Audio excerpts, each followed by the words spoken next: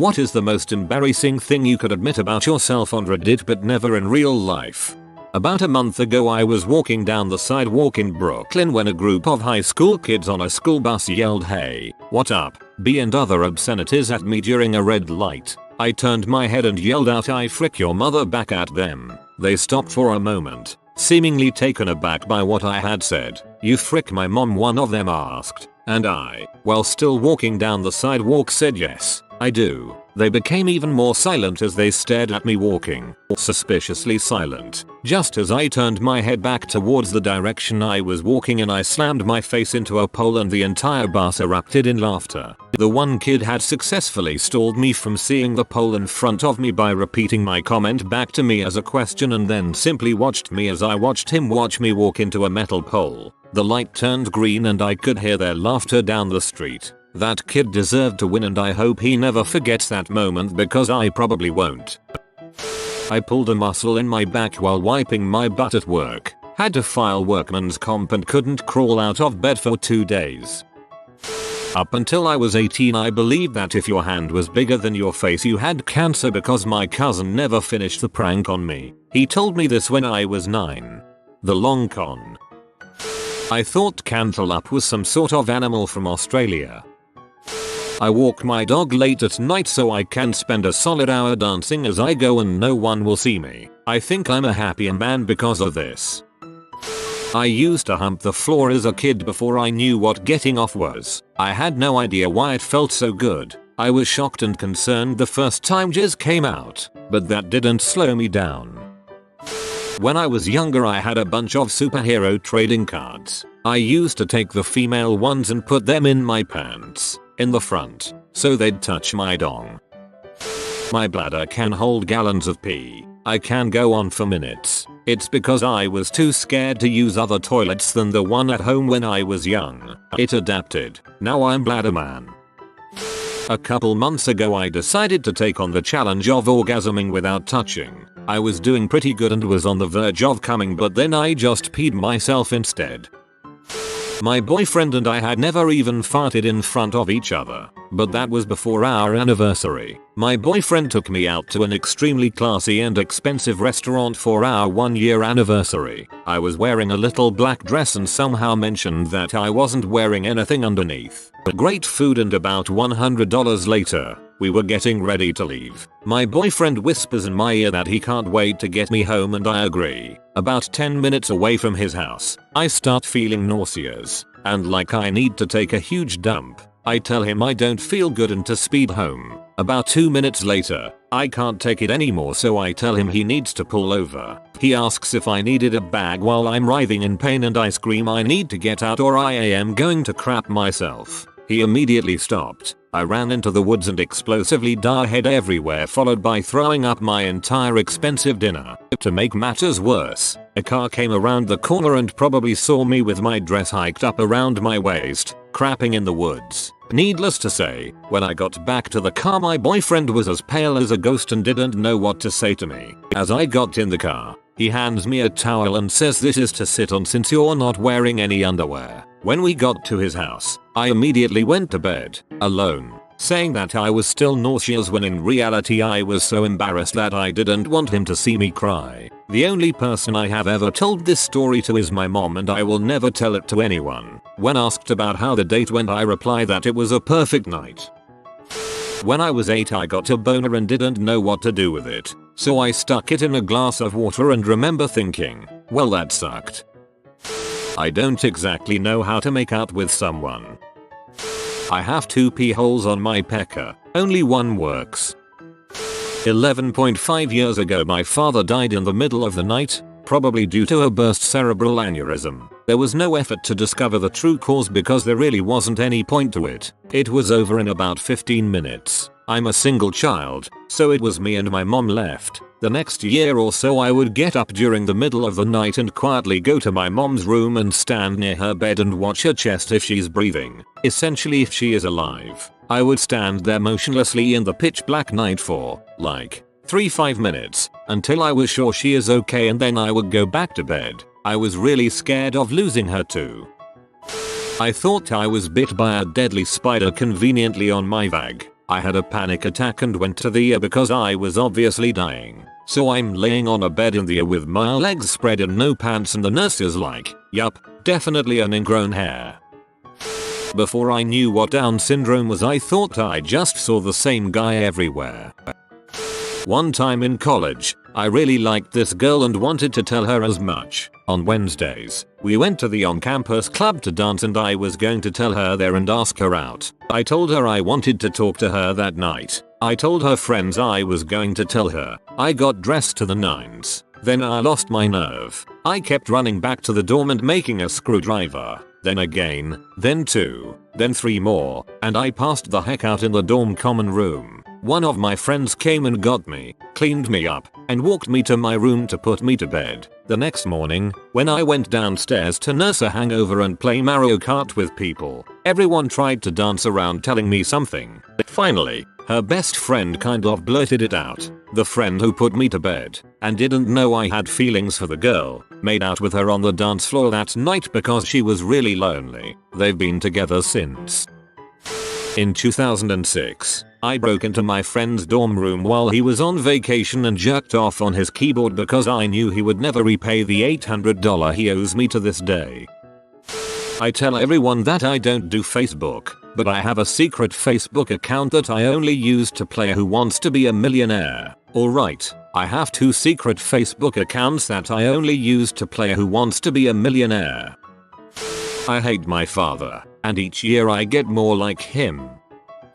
I was at a Kohl's trying clothes on because I was in desperate need as I had not gone shopping in a long time. I went to Kohl's because it's relatively cheap and I was going to be needing a ton of just basic stuff. I piled a buggy up full of clothes. There were at least 100 items I was about to try on and I had the buggy, so the attendant let me use the large handicap changing room. Fast forward 5 minutes. I'm nude in between trying things on and the sensation to urinate hits me like it has never before. It was like instantly my body decided it had to pee and I had no control. There was nothing around me but piles of clothes and I was naked and had no time to figure something out. So there I went. I peed on what was probably easily over $1,000 worth of merchandise. All over it. So now I am basically a grown man, almost in tears, no idea what to do, and the worst part is that my clothes got peed on too. I put my pissy clothes on and put my hand on the door lever, ready to pounce out of there like a cat and run for the door.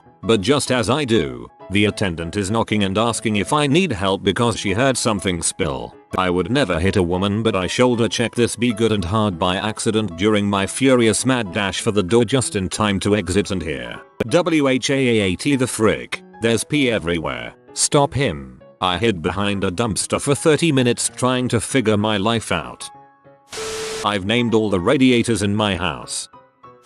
When I was in year 10, 9th grade, for our transatlantic cousins, I was super obsessed with all the Illuminati conspiracies and I used to watch this series called The Arrivals about it. And I was of the mindset that I was free and not a part of the system because I was aware of all these conspiracies. I also had a reputation at school for being kind of a clown. One day at school, a professor from the University of Cambridge came to give a lecture and at one point he was talking about some notable alumni. As soon as he said the word alumni, my ears perked as I didn't know what it meant and it sounded very close to the word Illuminati. Nobody else seemed to notice this. I felt so smart and smugly interrupted the entire lecture, 200 people at least, with teachers as well, and said with the utmost confidence that only an idiot like me would possess. "Excuse me, I couldn't help but notice that you used the word alumni. Could you please elaborate on its definition?" He stared at me for a few seconds with a blank, confused expression on his face and then told me what it meant before resuming the lecture.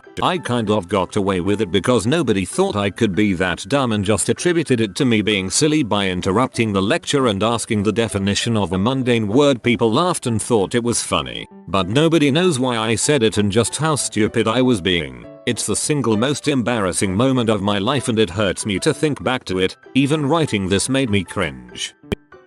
I'm married to someone who was a virgin and super naive innocent when we met. She has no idea how terrible I am in the sack and thinks it's normal that guys can't last more than a couple minutes maximum. It's bad.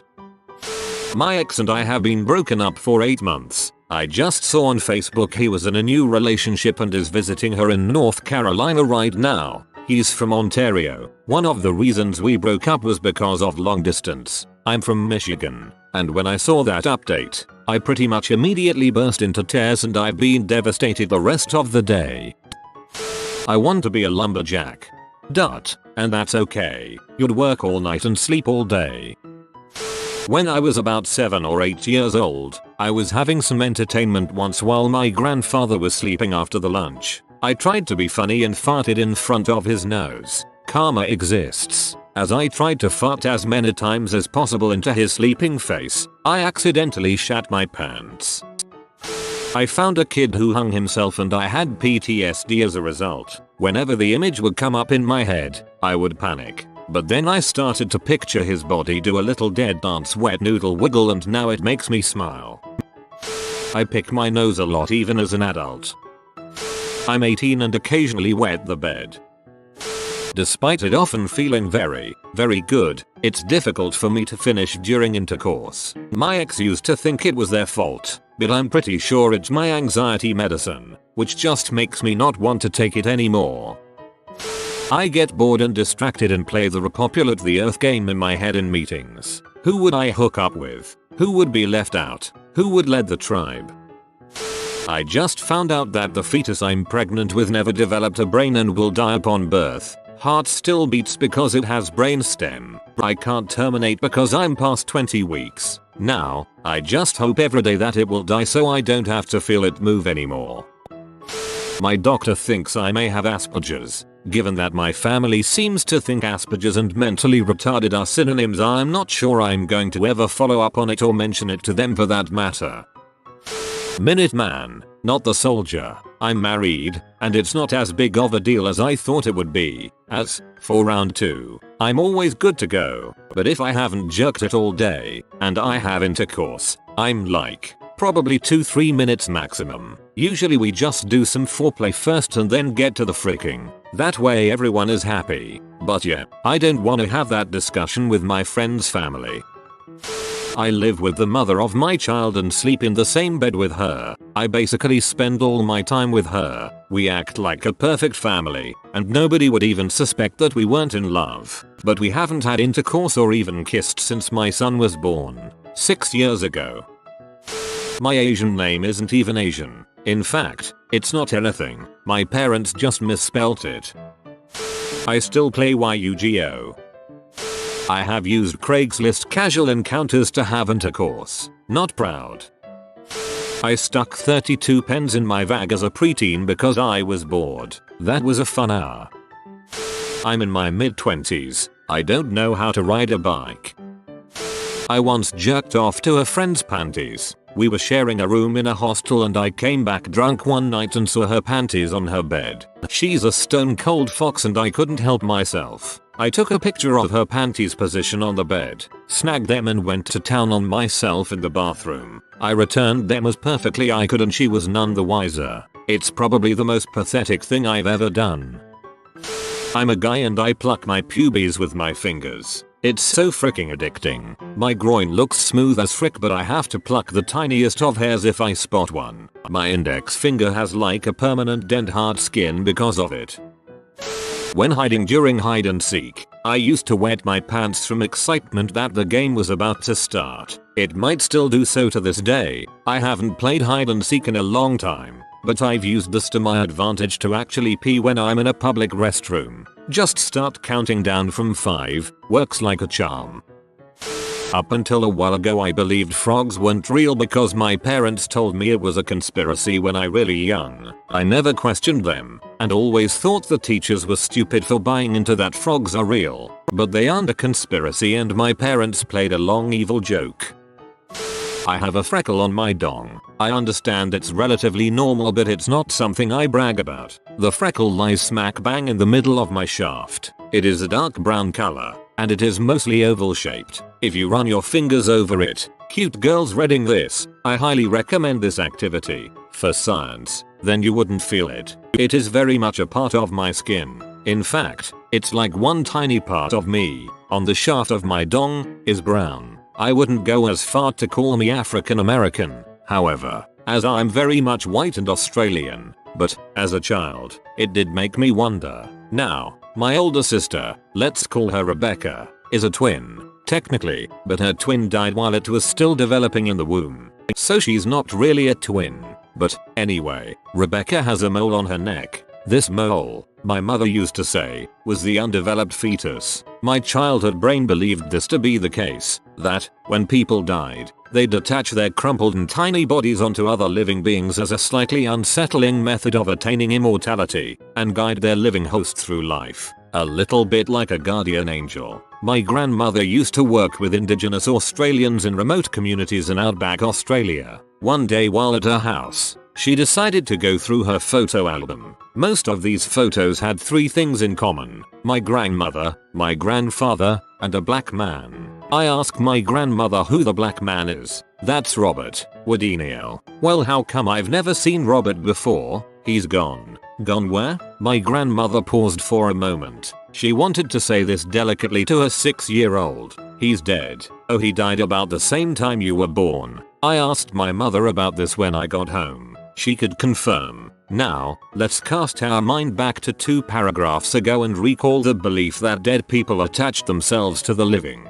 With this belief in mind, we shall head back to my dong. We should head to the little brown spot on my dong, to be exact. I came to a sudden realization that night in my bed when I got home. The brown freckle on my dong was a dead person. Robert was also a dead person, who happened to have dark skin. I put 2 and 2 together and came to the only logical conclusion. Robert is my phallus-bound guardian angel. You've encountered the lost treasure of Captain Gus Fishhead. Subscribe to receive some of his gold. If you are new to the channel, you can subscribe. I publish new videos every day. Until then, check another video, or don't. Either way, have a great day you magnificent people.